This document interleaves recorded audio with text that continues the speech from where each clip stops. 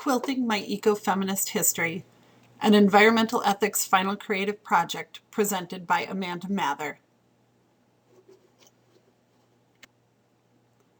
My family is from the driftless region of Wisconsin, which is the area the glaciers missed in the last ice age.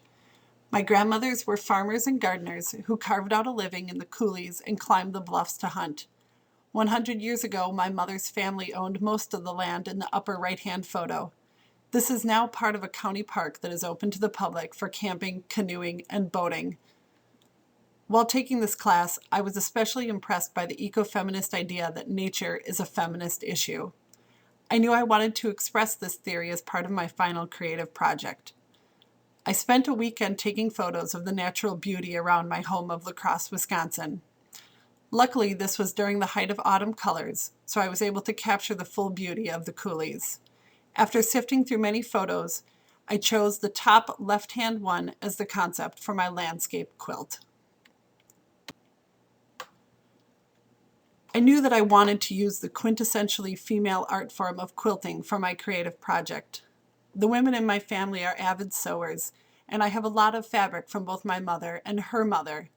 It was important to me that I not buy any new materials for this project because it felt pertinent to use recycled and reused fabric, and I'm happy to report that I succeeded. For the design process, I went through all of my scraps of material and identified the main colors I wanted to use for the photo. Then I took my original photo, did some Photoshop magic, and made myself a loose pattern for the shapes I wanted to sew.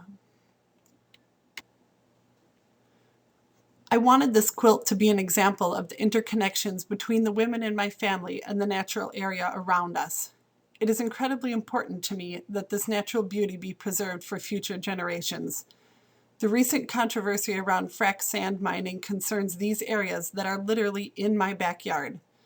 Just as ecofeminist philosophy shows the intersection between feminism, nature, science, development, technology, and local or indigenous perspectives, this quilt shows the overlapping fabrics, metaphorically and literally, of my matriarchal history.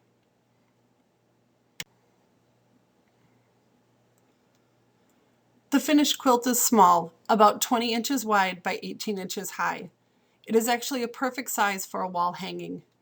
I had originally intended on loaning it to our local library because they have a large display of local and historical quilts, but I'm feeling quite sentimental about it.